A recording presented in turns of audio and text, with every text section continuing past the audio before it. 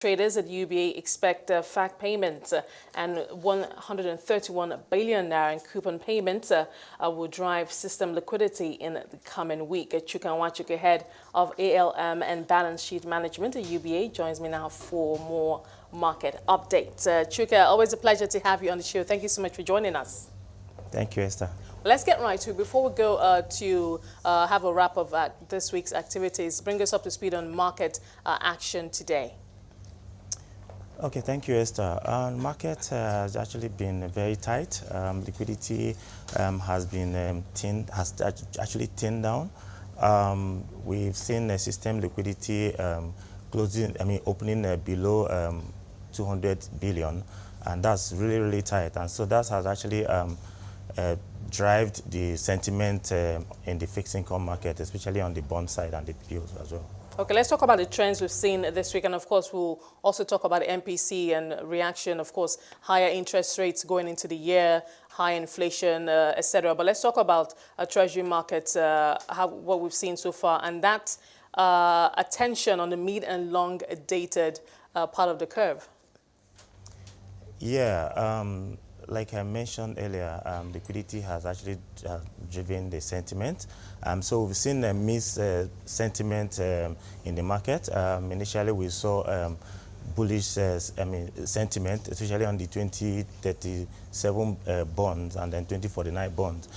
This is because some of the people who lost at the auction were looking to cover the secondary market. And so we saw yield drop significantly from 37, for example, dropped from 15.2 levels it came out at the auction to 14.5. It's currently trading around 14.45. The 49, which came out at 15.75, is currently trading around 15.2 levels. So that's on the side of those who lost at the auction. We're going into the end of the week, we saw bearish sentiment, especially people selling the shorter end of the curve on the bond side, just to create liquidity.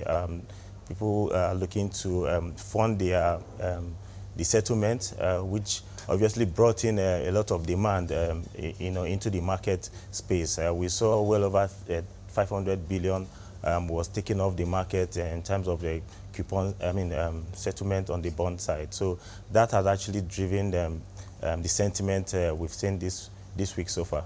I believe the debt calendar for Q2 is out. And correct me if I'm wrong, over 1 trillion naira will be raised in the domestic market. Talk to us about, rates, taking into consideration rising interest rates, inflationary outlook. So what is that going to look like at over 1 trillion in borrowing?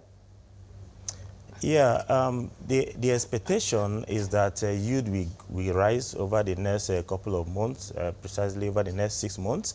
And so that also has to do with the fact that the government is looking to borrow a lot, especially on the in the local market, especially the bond side. And that's why you've seen the huge amount which the government is looking to borrow from the market. And so if that happens, then obviously yield will significantly inch up. Probably we see the 16 levels on the longer end. However, there's a lot of liquidity coming into the market between next week, like you rightly mentioned, a coupon payment, about 131 billion will be paid on the 27th of this month.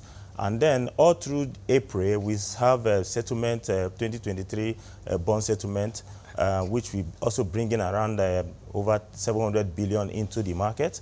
And then a coupon payment around 300 thereabout billion. And so this will make the system very liquid. And so that will actually drive yield downward, because people obviously want to invest some of this liquidity into the bond space. And so, but after that, we hope to see higher increase in yield, which obviously has to do with the borrowing, like you mentioned earlier. And so the sentiment is that the yield will rise up after May.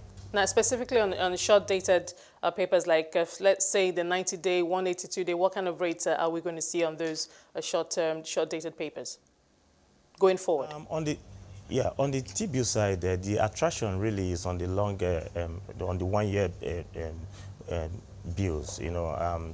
the last auction came out at around the 9% levels, and then it's currently trading around 7.5%. So the shorter end is not so attractive. We've seen yield within the within the 3 to 5% on the 180, and then the much shorter end is around the 3 to 4%. So it's really not attractive, but then we see players play within that space.